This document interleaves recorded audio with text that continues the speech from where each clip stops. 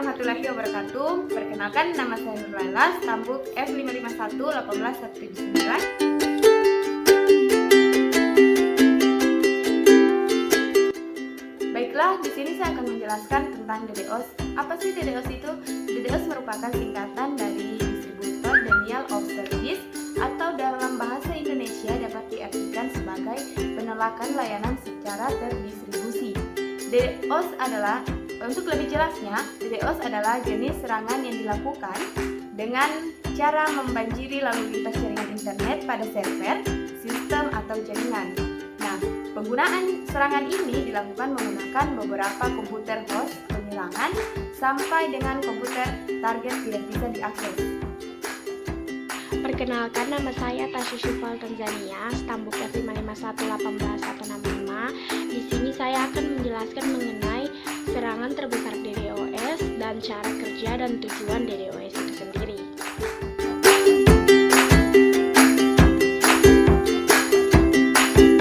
Percobaan serangan DDoS setiap tahunnya selalu meningkat. Penggunanya tidak hanya user yang ingin mencari sensasi, bahkan digunakan sebagai alasan politik atau tindak kejahatan yang ingin mengganggu stabilitas server dan bahkan mencuri data yang ada di dalamnya. Sebagai contoh, serangan ke Spamhaus pada tahun 2013. Serangan ini tercatat sebagai serangan DDoS terbesar sepanjang sejarah. Serangan ini mencapai puncak tertinggi 400 Gbps dan mengakibatkan GitHub tidak bisa diakses beberapa menit. Di tahun berikutnya, terjadi serangan ke salah satu klien Cloudflare dengan kekuatan 33% lebih besar dibandingkan serangan yang dilakukan ke Spamhaus. Selain Spamhaus dan Cloudflare, serangan ke BBC tahun 2015 juga tercatat sebagai serangan DDoS terbesar sepanjang sejarah. Serangan ini mengakibatkan hampir semua layanan BBC lumpuh, keseluruhan domain tidak bisa diakses, bahkan layanan on-demand dan radio juga mati.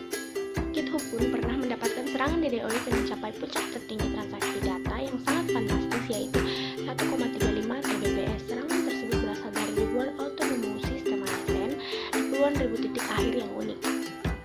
Serangan ke GitHub awal tahun ini menggunakan DDoS adalah serangan DDoS terbesar sepanjang sejarah yang tercatat sampai saat ini.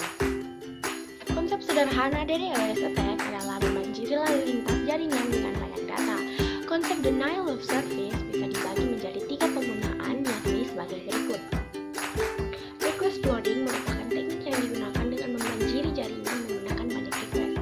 Akibatnya, pengguna lain yang terdaftar tidak dapat dilayani. Traffic flooding merupakan teknik yang digunakan dengan membanjiri lalu lintas jaringan dengan banyak data.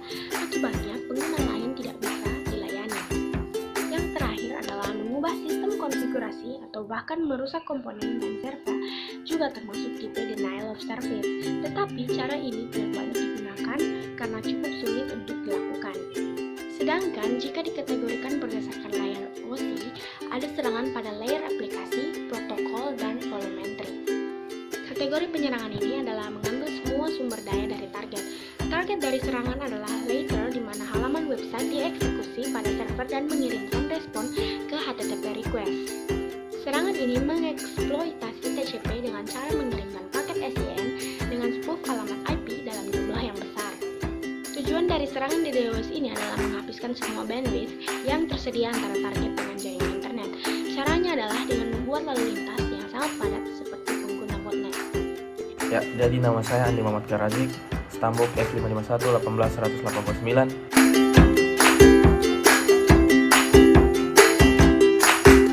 Saya akan menjelaskan tentang teknik DDoS.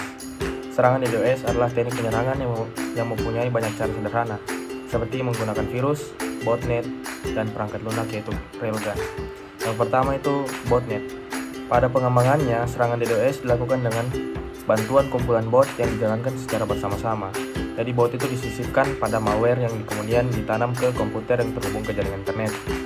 Jumlah komputer ini bisa sampai puluhan dengan jutaan, tergantung banyaknya komputer yang terinfeksi oleh malware. Semua komputer ini dinamakan dengan botnet, sedangkan satu komputer yang terinfeksi dinamakan dengan komputer zombie. Ya, lanjut yang kedua yaitu virus. Di internet, seorang yang berencana melakukan DDoS adalah dengan menyebarkan virus melalui file yang dibagikan ke berbagai situs yang terhubung dengan internet. Virus sengaja diciptakan salah satunya untuk menjalankan bot melalui skrip yang berjalan pada sistem operasi. Bahkan beberapa virus dapat mengambil hak akses dari perangkat yang sudah mengunduh skrip dan dijalankan pada sistem operasi. Ya, itu saja. Wassalamualaikum warahmatullahi wabarakatuh.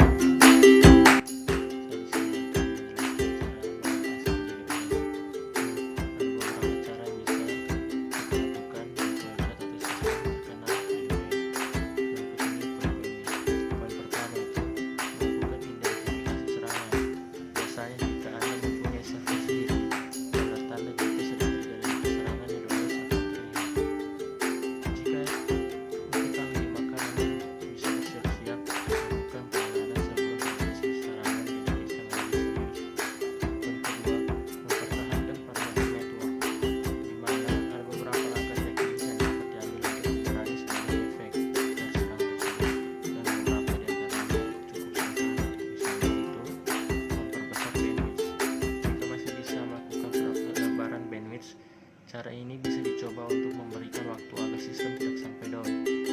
Jika serangan DDoS terlalu besar, maka cara ini mungkin tidak akan berpengaruh banyak untuk penanganan. Pada metode itu, menghubungi ISP atau penyedia layanan web hosting. Salah satu ciri serangan DDoS adalah menyerang alamat IP dari sistem, sehingga Anda bisa melaporkan kejadian tersebut kepada penyedia jasa internet yang dipakai dan mendeteksi serangan yang terjadi.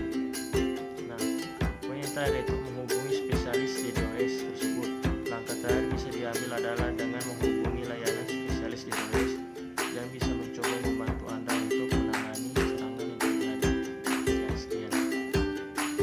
Perkenalkan, nama saya Nurul Istia Mabegisi, staf F551181881. Di sini saya akan menjelaskan tentang ciri website terkena DDoS.